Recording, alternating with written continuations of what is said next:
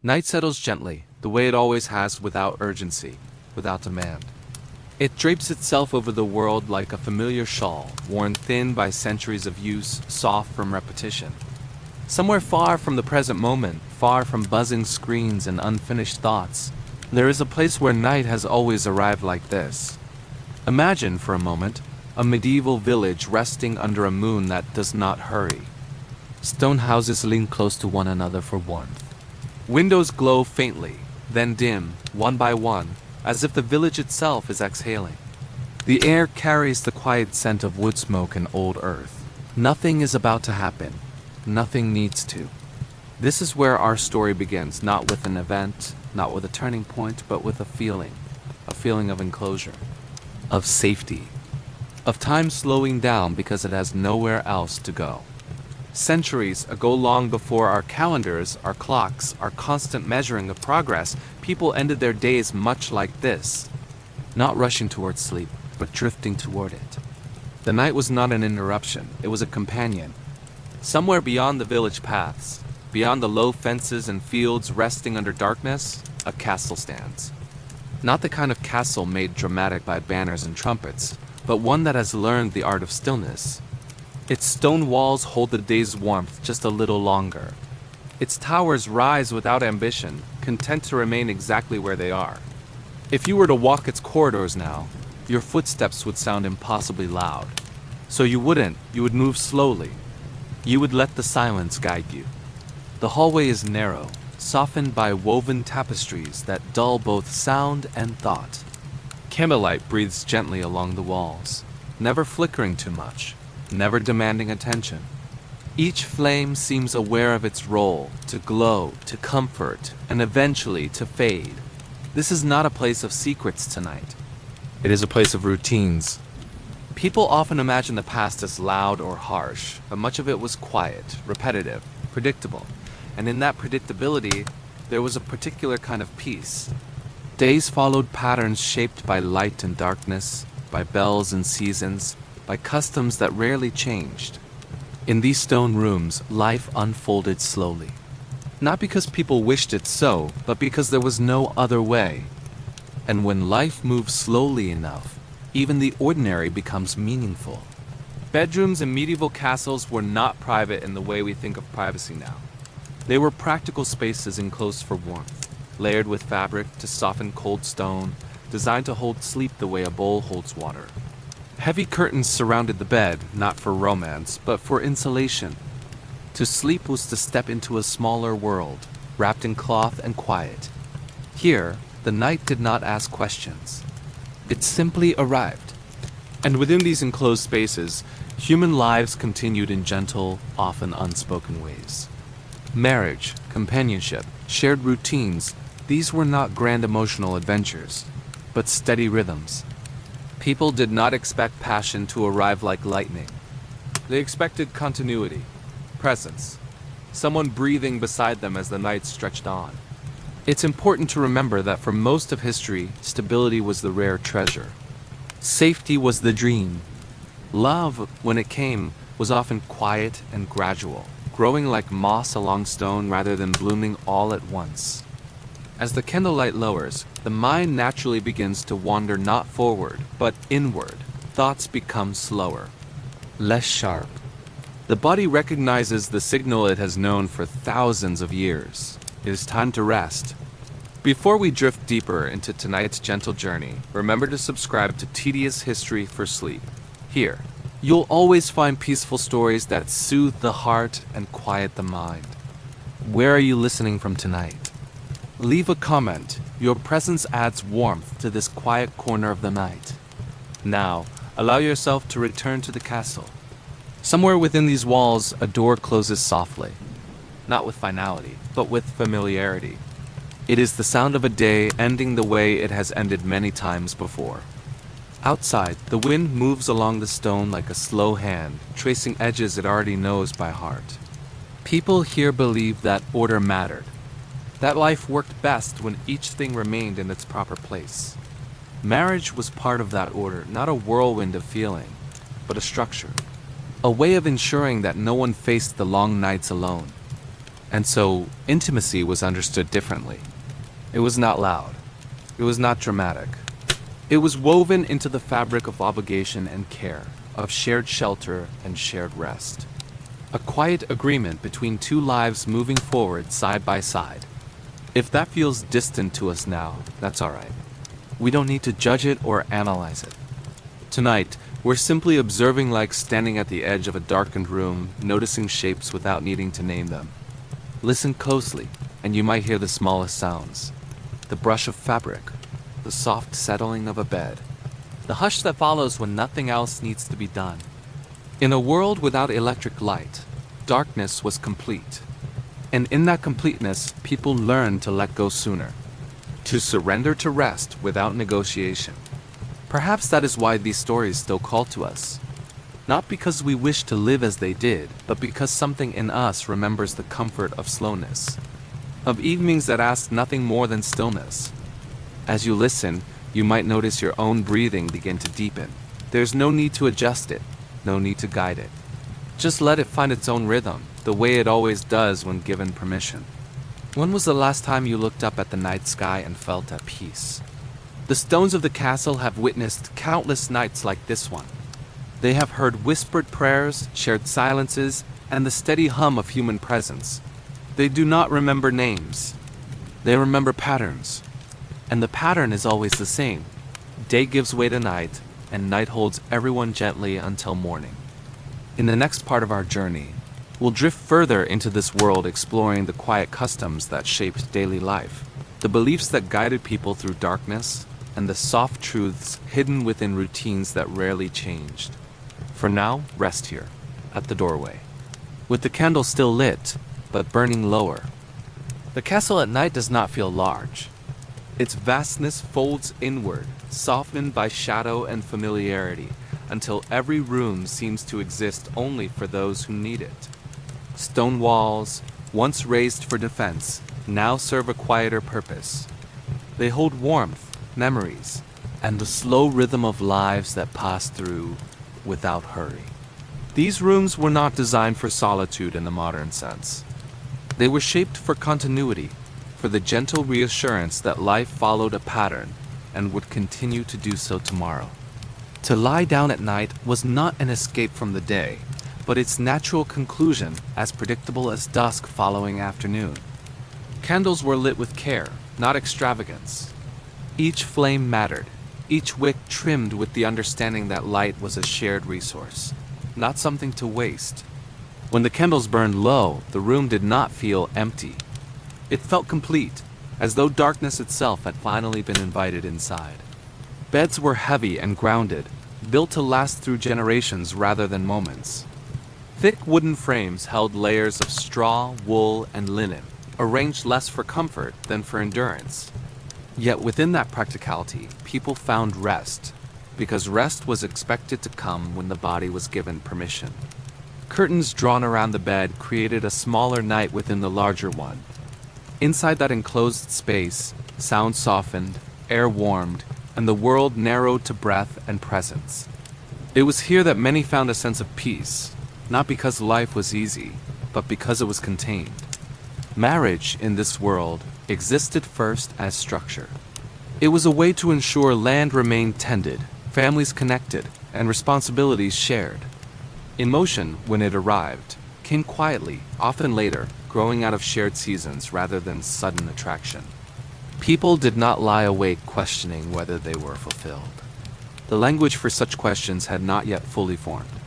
Instead, they listened to the familiar sounds of another person nearby and allowed that presence to be enough for the night. There was comfort in knowing what was expected. Roles were defined, routines repeated, and deviation was rare. While this limited personal choice, it also reduced uncertainty, and uncertainty is often what keeps the mind awake long after the body is tired. In these rooms, intimacy was understood as part of balance rather than passion. It belonged to the same category as shared meals, shared labor, and shared rest. Not a spectacle, not a mystery, but a continuation of daily life once the door was closed and the world grew quiet. If you listen closely, you might notice how little sound remains. The distant wind presses gently against the walls. Somewhere below, a piece of timber settles, adjusting to the night air. These are not interruptions. They are reminders that the building is alive in its own slow way. People here slept early, not because they were instructed to, but because darkness encouraged it. Without artificial light to extend the day, the body learned to follow the sky. When night deepened, thoughts softened, and sleep arrived without negotiation. History often focuses on what changed the world, but nights like these rarely changed anything at all. They simply repeated, carrying people from one day into the next. And yet it is in these repeated moments that most lives were truly lived. Imagine lying beneath layers of cloth, the faint scent of wool and smoke lingering in the air. The body settles, heavy but safe, aware of another presence nearby, or perhaps only the steady walls themselves. In that moment, the future does not demand attention. If you have ever felt your thoughts slow when the lights dim, you already understand this rhythm. It is older than language, older than memory. The body remembers how to rest even when the mind forgets. The castle has witnessed thousands of such nights, each one blending into the next. Names faded, stories blurred, but the pattern remained unchanged. Evening arrived, doors closed, candles dimmed, and sleep followed like a trusted friend. People believed that harmony came from order, from doing things the way they had always been done. There was reassurance in knowing that tonight would resemble last night, and tomorrow would likely do the same. In that sense, these rooms were not prisons but anchors. They held people in place while time moved around them. And in being held, many found a form of quiet acceptance. As you continue listening, there is no need to remember details. Let them drift past you the way shadows drift across stone. The story is not asking for attention. It is offering company. If tonight's story reminded you of a beautiful memory, feel free to share it below. Here, no one rests alone. Every story is a soft lantern in the dark. In the next part of our journey, we will move gently through the beliefs that shaped these quiet nights. We will explore how people understood duty, closeness, and the simple comfort of not facing the darkness by themselves. For now, remain where you are. Let the room hold you the way these walls once held countless others. Nothing more is required of you tonight. Belief in the medieval world did not always arrive as thunder or revelation. More often, it settled quietly into daily life, like dust on stone or the steady rhythm of bells marking hours that everyone already knew by heart. Faith was not a question to be solved, but a presence to live beside. People believed that the world made sense because it had structure. God, time, land, family, and duty were arranged in an order that felt as solid as the castle walls themselves. To live well was not to challenge this order, but to move gently within it. At night, belief softened even further. Candles burned lower, prayers became shorter, and words gave way to habit. Faith was no longer something spoken aloud, but something felt in the quiet confidence that tomorrow would arrive as expected. Bedrooms were often shared not just by spouses, but by the invisible weight of tradition. The knowledge that generations before had slept in similar ways brought a sense of continuity. It reminded people that they were part of something longer than their own lives. There was comfort in that thought, to know that one's worries were not unique, that others had faced similar nights under similar skies, helped quiet the mind.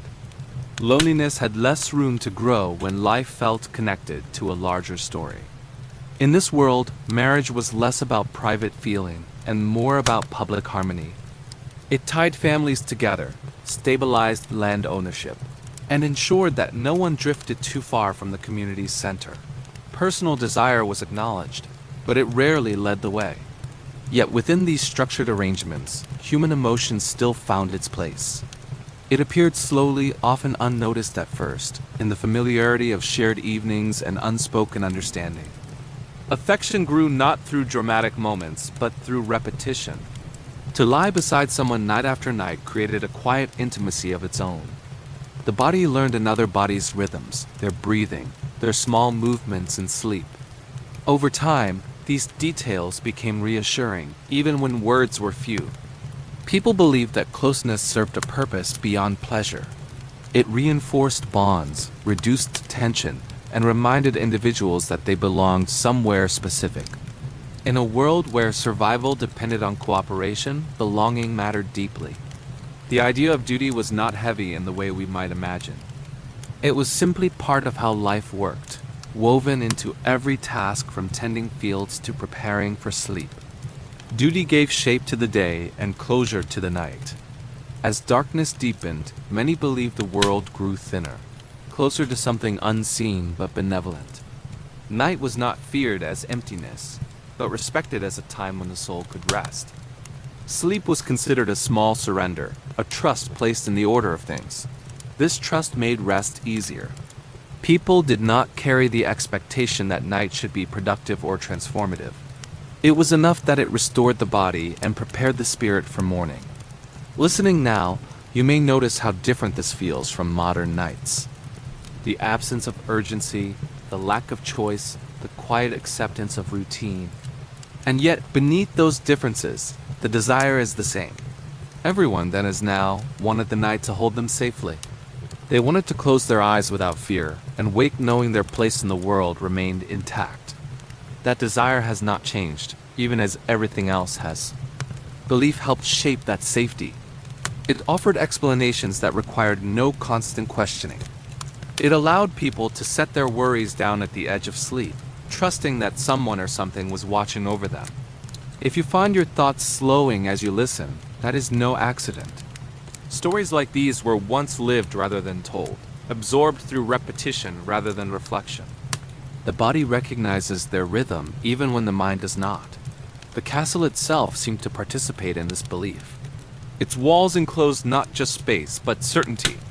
They told everyone inside that this was where they belonged, at least for the night. Outside, the world was dark and unpredictable. Inside, the rules were known, the routines familiar. That contrast made interior spaces feel especially safe once the doors were closed. People did not expect happiness to arrive fully formed. They expected steadiness, and from steadiness came a quieter form of contentment. Nights like this reinforced that expectation, gently and without argument. As you imagine these scenes, there is no need to hold on to every detail. Let them pass slowly, the way candlelight shifts across stone. The story is not asking you to remember, only to rest alongside it. If tonight's story is bringing a sense of calm, you might let your shoulders relax just a little more. There is nowhere you need to go, nothing you need to decide. The night is already doing its work. In the next part of our journey, we will drift toward the small, often unnoticed rituals that closed each day. The gestures, sounds, and habits that guided people gently toward sleep night after night. For now, remain within this quiet order. Let belief, routine, and stillness blend together, the way they once did for so many before us. The night is steady, and you are held within it. As the day leaned gently toward its end, life inside the castle slowed in ways that felt almost ceremonial. There was no clear signal announcing rest, only a gradual easing, as if the world itself were growing tired and inviting everyone to follow. Evening rituals were not formalized in writing, yet everyone knew them. They were learned through repetition, through watching elders move calmly from one task to the next, never rushing, never questioning the sequence. In this rhythm, there was reassurance because nothing unexpected was waiting at the end of the day. The fire was tended one last time, not to make it blaze, but to let it settle into a steady glow. Sparks were discouraged, flames softened, and the room took on a warmth that felt deliberate rather than dramatic. Fire, like everything else at night, was meant to comfort, not excite. Simple meals marked the transition from labor to rest. Bread, broth, perhaps a small portion of meat, eaten slowly and without excess. Conversation during these meals was subdued, often drifting into silence without discomfort, as though words had already done enough for the day. After eating, movements became quieter. Doors were closed carefully, not to keep danger out, but to signal that the world was being gently shut away. Each closing door reduced the castle's vastness, turning it inward. making it feel more like a shelter than a fortress. Candles were distributed sparingly, their placement thoughtful. One near the bed, another by a small table, sometimes none at all if moonlight was strong enough. Light was not used to push back darkness, but to coexist with it. Clothing was loosened, layers removed, folded with care for the next morning. Even these small gestures carried meaning because tomorrow was assumed to arrive. Preparing for it was not optimism, but habit. People washed their hands and faces, often with cool water that refreshed without fully waking the body. These moments of quiet cleansing were less about hygiene than transition, a way of signaling that the day's concerns could be set aside. Beds were approached without anticipation or resistance. Sleep was expected, not negotiated. The body understood what came next because it had done so many times before. Within the enclosed space of the bed curtains, the world narrowed further. Sounds dulled, light softened, and thoughts followed suit. The outside world became distant, almost abstract, while the present moment grew heavier and more real. If another person shared the bed, their presence was acknowledged without ceremony. A shared space did not require conversation to feel complete. The simple fact of not being alone was enough to ease the mind. These rituals did not aim to inspire or transform. Their purpose was simpler, to guide everyone gently from wakefulness into rest. In their predictability, they removed the need for decision, and with it, much of the mind's restlessness. Over time, the body learned to respond automatically. The lowering of light, the softening of sound, the familiar sequence of actions all signaled that vigilance was no longer required. The nervous system followed, releasing its hold on the day. It is easy to overlook how powerful such routines can be. When repeated night after night, they train the body to trust that it is safe to let go. That trust is what makes deep rest possible. In the medieval world, nights were long, especially in winter, but length did not equate to anxiety. The darkness was expected, even welcomed, because it brought rest without guilt. People did not lie awake planning improvements or replaying mistakes. There was little sense that the night should be used for anything else. Sleep was not something to optimize, but something to accept. Listening now, you may recognize a quiet longing for this simplicity. Not for the hardships of the past, but for the absence of constant stimulation. For nights that did not demand attention or productivity. The rituals we described were not perfect, but they were effective. They worked because they aligned with the natural rhythms of light and body. They asked nothing more than participation. If you allow it, your own body may begin to respond as if these signals were meant for you. The story becomes a kind of ritual itself, repeating patterns of calm that the mind recognizes instinctively. There is no need to imagine every detail clearly. Let impressions blur, the way memory softens the edges of old rooms. The feeling matters more than the picture. As the castle settles into silence, even the walls seem to relax. Stone holds warmth, fabric stills the air, and the night deepens without effort. Everything has found its place. In this stillness, time feels less linear. Moments stretch gently, unmeasured. The past does not feel distant. It feels adjacent, close enough to rest beside you. If you are listening with your eyes closed, that is perfectly natural. The story is designed to meet you where tension fades and sensation takes over. You do not need to follow every word. In the next part of our journey, we will explore the quiet understanding of closeness and obligation that shape these shared nights. Not as conflict, but as another form of balance within a slower world. For now, remain within these evening rituals. Let them repeat softly in your mind, like waves that do not ask the shore to respond. The day has ended, and the night is doing exactly what it was meant to do. As night settled fully into the castle, shared spaces took on a different meaning. What had been practical during the day became intimate by evening, not through words or gestures, but through simple proximity and familiarity. The night had a way of drawing people closer without asking them to explain why. In this world, closeness was rarely discussed, yet deeply understood. To share a bed was to share warmth, breath, and the unspoken acknowledgement that survival and rest were easier together. This understanding did not require romance to feel complete. Obligation, often misunderstood today, carried a softer tone here. It was not felt as pressure, but as a quiet agreement shaped by time and repetition. People knew what was expected of them, and in that knowing, many found relief. The idea of marital duty was less about demand and more about balance.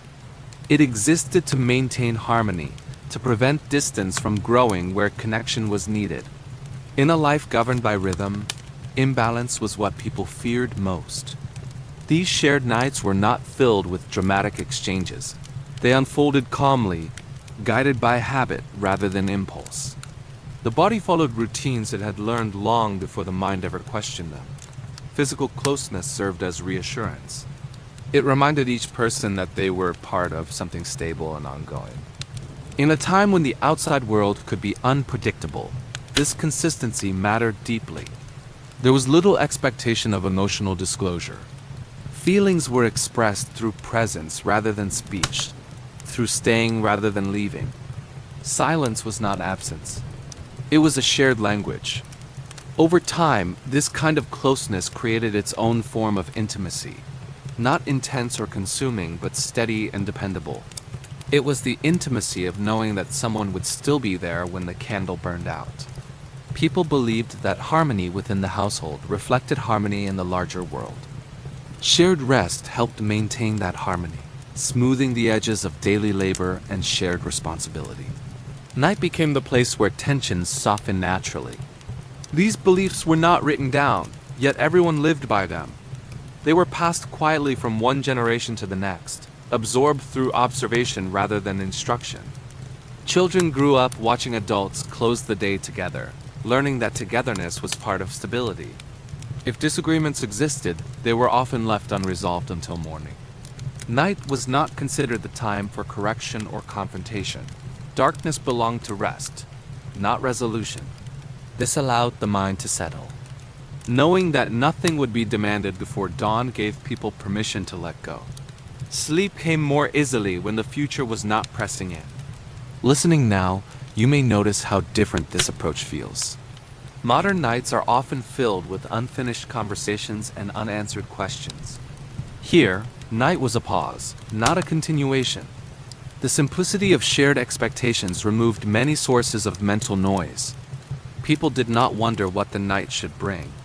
They accepted what it always had. Even solitude, when it occurred, followed the same gentle rhythm. Those who slept alone still felt held by routine, by walls that had witnessed countless similar nights. Loneliness had less space to echo. The castle itself reinforced this sense of order. Its layout encouraged closeness, its rooms designed to conserve heat and company. Architecture, like belief, guided behavior quietly. In these shared nights, the line between individual and collective softened. Each person rested not only for themselves, but as part of a larger whole. Sleep became a communal act, even when experienced privately. There is something deeply calming about this idea, that rest does not have to be earned or justified, that it is simply the natural next step after a day lived as expected.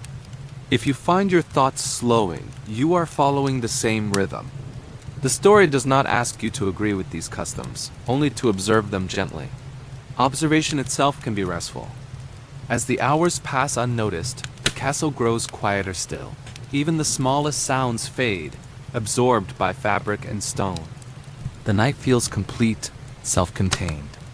In the next part of our journey, we will drift into the way time itself was experienced during these long, unhurried nights. How hours passed without clocks, guided only by darkness and the body's natural signals. For now, rest within this shared calm. Let the idea of quiet agreement settle around you like a blanket that does not weigh you down. Nothing needs to change, and nothing needs to be decided. In the medieval night, time did not announce itself. There were no glowing numbers, no ticking reminders of minutes passing, only the slow, almost imperceptible movement from wakefulness into rest. Hours existed, but they were felt rather than counted. People understood time through the body. Fatigue signaled when the day had reached its end, and rest arrived not as a choice, but as a response. The night stretched as long as it needed to, unconcerned with schedules. Without clocks to divide the dark, sleep unfolded in layers. People drifted in and out of rest, waking briefly, then returning to sleep without worry. These small awakenings were not interruptions, but part of the natural rhythm of night. A person might wake to the sound of wind shifting against the walls or to the quiet awareness of another breathing nearby. There was no urgency in these moments, no impulse to check the time. The darkness itself assured them that rest was still appropriate. This way of sleeping allowed the mind to remain soft. Thoughts did not race toward morning because morning was not being measured. The night belonged fully to the body, not to plans or obligations. Firelight, when present, was used sparingly. Often, people let it fade completely, trusting darkness to guide them deeper into rest. Darkness was not feared. It was familiar, like a long, unspoken conversation.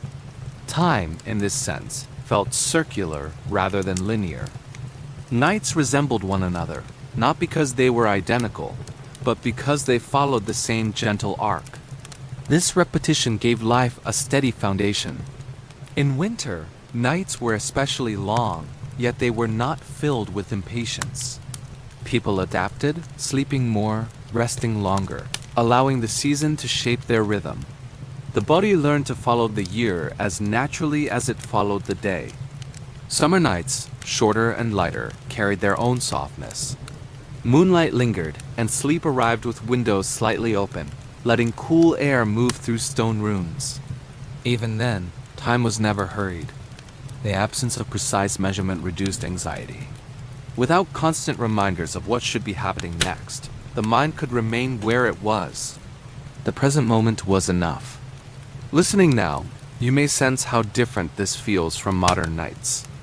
Today, time often presses against us, even in rest. Here time receded, giving space rather than taking it. People trusted the body to know when to wake. Morning came with light, with sounds returning gradually to the world. There was no shock in waking, only a gentle return. Because of this, sleep was not something to achieve. It was something that happened when conditions were right. Darkness, quiet, and familiarity did the work. The castle itself seemed to understand this rhythm. Its thick walls insulated against sudden changes, keeping temperature and sound steady. Inside, time moved at the pace of breath. If you imagine lying in one of these rooms, it becomes easier to release the urge to track minutes. The story invites you to experience time the way they did, loosely and without resistance. You may notice that thoughts arise and fade without forming narratives. This is natural when the mind is no longer trying to manage time. It becomes a witness rather than a planner. Even wakefulness felt different. Brief moments of awareness did not feel like failure or interruption. They were simply part of the night's texture. People sometimes used these moments to reflect quietly or to offer a short prayer, then return to rest. There was no sense that wakefulness had to be filled. This acceptance made sleep deeper overall. The body did not tense against the possibility of waking. It trusted that rest would return on its own. Over many nights, this trust became ingrained. Sleep and wakefulness flowed together, each reinforcing the other. The night became a companion rather than a challenge. As you listen, your own sense of time may begin to soften. Words pass, but they do not require tracking. The story moves forward without needing you to follow closely. This is the same freedom the medieval night offered. A release from precision, from constant awareness. A chance to exist without measurement. In the next part of our journey, we will turn toward memory and how these nights, repeated again and again, settled into people's inner lives. How rest shaped not just the body, but the way people remembered their days. For now, allow time to loosen its grip. Let the night expand around you without boundaries.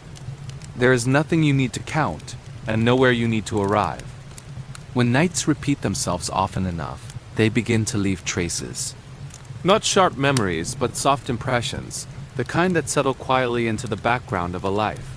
In the medieval world, memory was shaped less by singular events and more by the steady accumulation of ordinary evenings.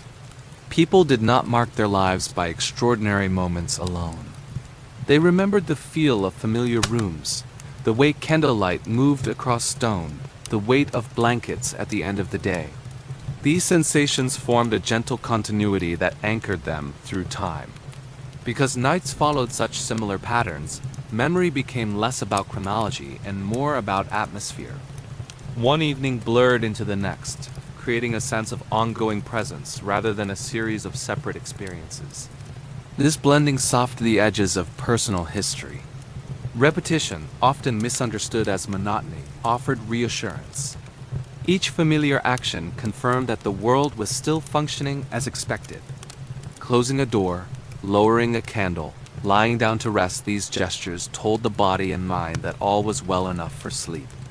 Over years, this rhythm shaped how people understood themselves. Identity was not constantly reinvented, but reinforced through consistency. To be someone meant to belong to a place, a routine, a shared way of ending the day. Memories of childhood were often tied to night. The hush of the household, the distant sounds of adults settling into rest, the feeling of being small but protected. These early impressions stayed with people long after specific details were forgotten. Even in adulthood, night retained that sense of containment. The world outside might change, seasons might turn, but the way the day ended remained largely the same. This stability helped absorb life's uncertainties. Listening now, you may notice how the story itself mirrors this repetition. Similar themes return, not to demand attention, but to create familiarity. Familiarity is one of the mind's most reliable paths toward calm. In these repeated nights, memory did not accumulate as narrative. It accumulated as feeling. The body remembered safety long before the mind formed stories about it. This is why certain places can make us feel calm without explanation. They echo patterns our nervous system recognizes. Stone walls, low light, quiet presence, these elements speak directly to the body's memory. The medieval castle, for all its weight and age, functioned as a container for these patterns. It held nights the way a vessel holds water, allowing repetition to deepen rather than drain meaning. People rarely reflected consciously on this. They did not analyze why familiar nights felt comforting. They simply accepted the comfort and allowed it to do its work. When change did occur, it was often slow. Even then, memory softened its impact.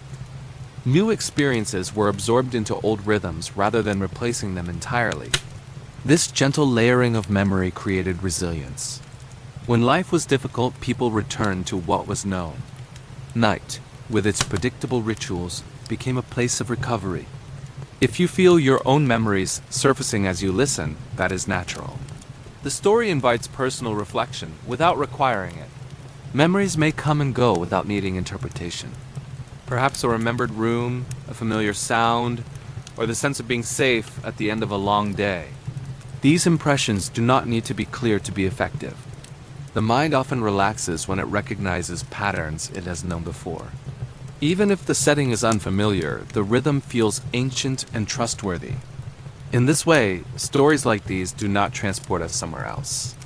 They return us to something already within us, a remembered capacity for rest that may have been overlooked. As the night deepens, memory loosens its hold on detail. What remains is tone, atmosphere, and a sense of continuity. This is the kind of memory that supports sleep rather than interrupts it. In the next part of our journey, we will move gently toward the way these long nights shaped people as relationship with uncertainty and fear. How familiarity helps soften the unknown. For now, remain with the comfort of repetition. Let the familiar rhythm of the story continue to carry you, just as countless similar nights once carried those who lived within these walls. In a world without constant illumination, night naturally carried a sense of the unknown. Darkness concealed the landscape, blurred familiar edges, and reminded people that not everything could be seen or controlled. Yet fear did not dominate these hours the way we might expect.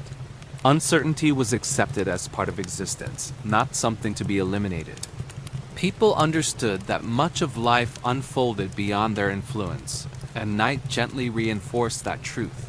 Instead of resisting it, they learned to rest within it. The castle walls played an important role in this relationship with uncertainty. Inside them, the darkness felt different, contained, and predictable. Whatever dangers the night might hold were understood to exist beyond the threshold, not within it. This separation mattered.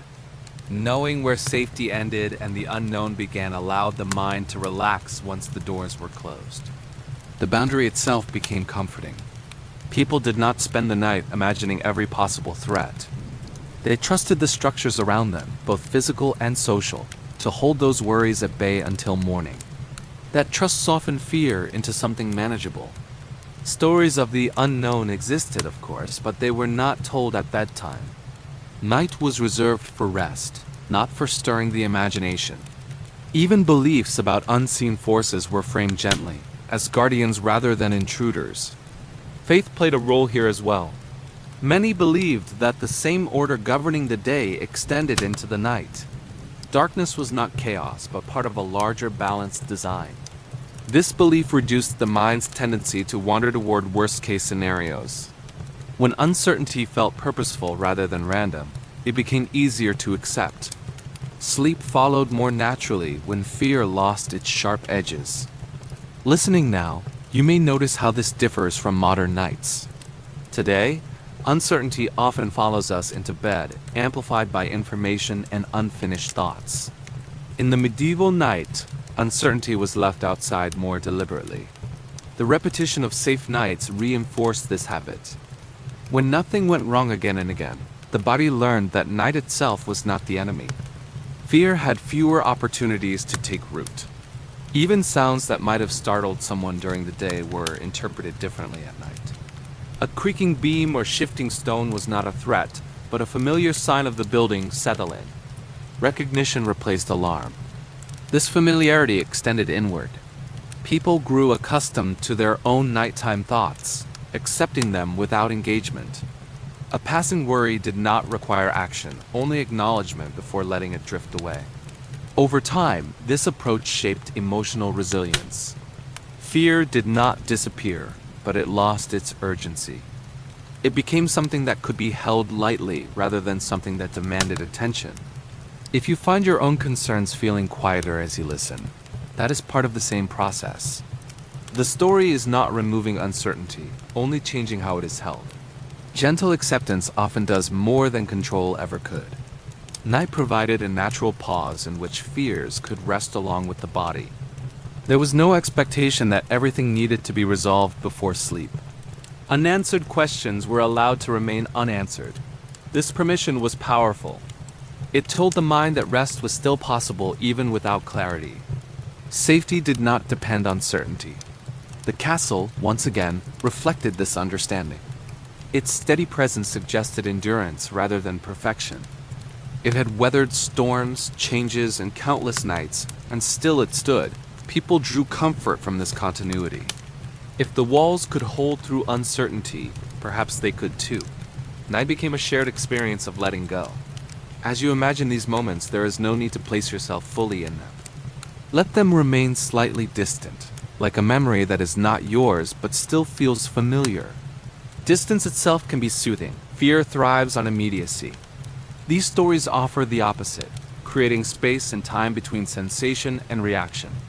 In that space, calm has room to grow. Even the unknown became gentler when wrapped in routine. Darkness returned each night, and each morning followed. This pattern reassured people that uncertainty had limits. If your breathing feels slower now, that is a sign the body is responding to this rhythm. There is nothing you need to do with that awareness. Simply let it be. In the next part of our journey, we will move toward the quiet companionship of shared presence and how simply knowing another existed nearby helped people face both night and life with greater ease.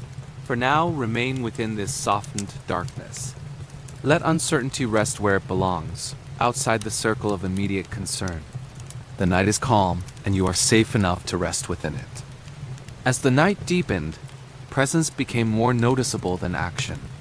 The awareness of another living being nearby, whether a spouse, a family member, or even the quiet life of the building itself, offered reassurance without requiring interaction. Simply knowing that someone else was sharing the same darkness softened the edges of solitude. Companionship in this world was not loud or expressive. It existed in small, steady ways, through shared air and shared silence. People did not need constant affirmation to feel connected. Presence alone carried meaning. In shared beds, bodies adjusted to one another gradually. Movements slowed, breathing synchronized without intention, and space was negotiated quietly through habit rather than discussion. This physical attunement created a sense of ease that words could not have achieved. Even when sleep arrived at different times, the awareness of another nearby remained grounding. One person might drift off sooner, the other lingering briefly in wakefulness, comforted by the steady rhythm beside them. Night did not require simultaneous rest to feel shared. For those who slept alone, presence took other forms. The familiar weight of walls, the memory of voices from earlier in the evening, the sense of being part of a larger household all contributed to a feeling of inclusion. Solitude did not always mean isolation. The castle itself functioned as a kind of companion. Its predictable sounds, its resistance to wind and cold, its quiet endurance through the night offered a steady backdrop. Living within it created the sense of being held by something larger and dependable. People rarely named this comfort, yet they relied on it deeply. In times of illness or worry, the night's shared stillness provided relief. The knowledge that others rested nearby reduced the feeling of vulnerability. This quiet companionship extended beyond individual rooms.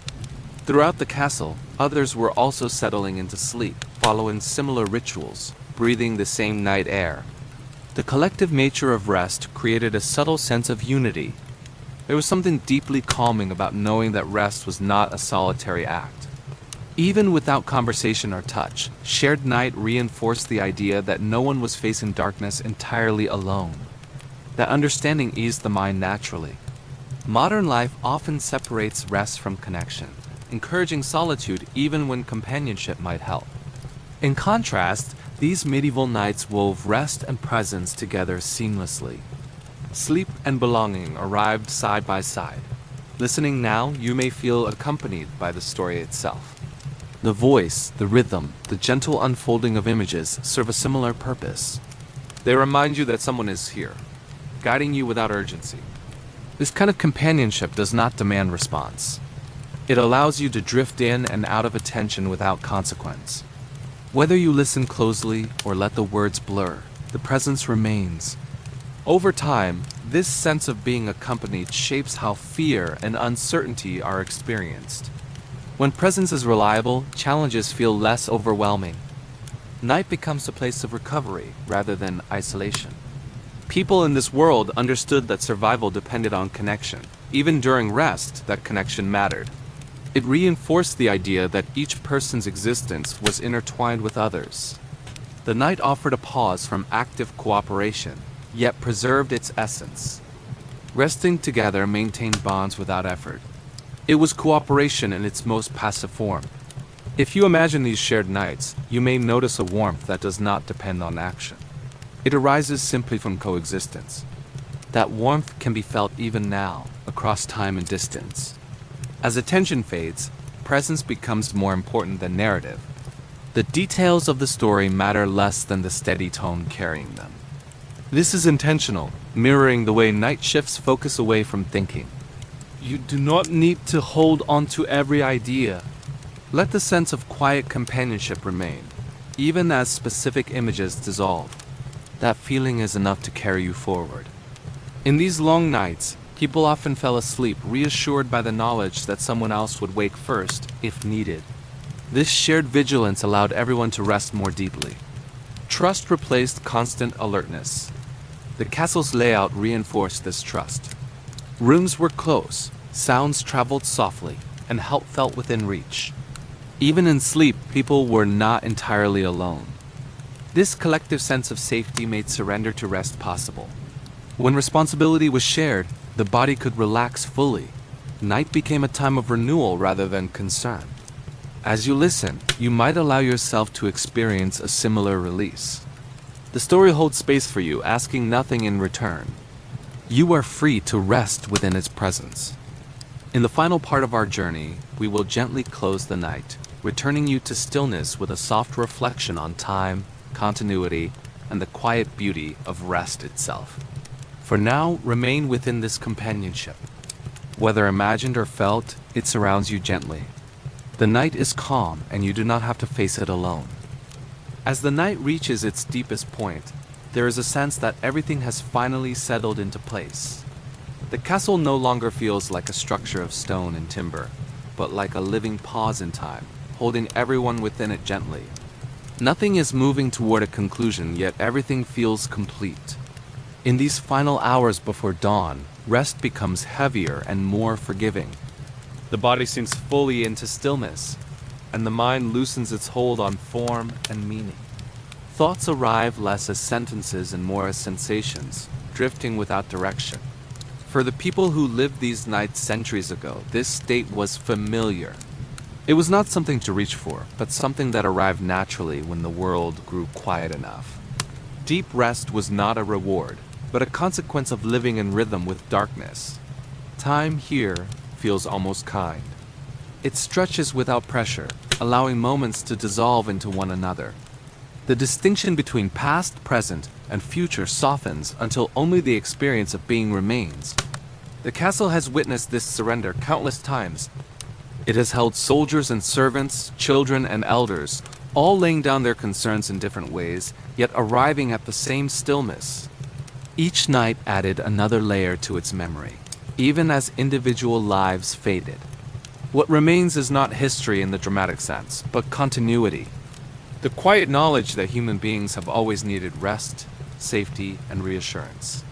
That need has never changed, even as the world has. Listening now, you are part of that continuity. Not because you share their circumstances, but because you share their humanity. The same body rhythms, the same longing for peace at the end of the day. These stories do not ask you to admire the past or to return to it.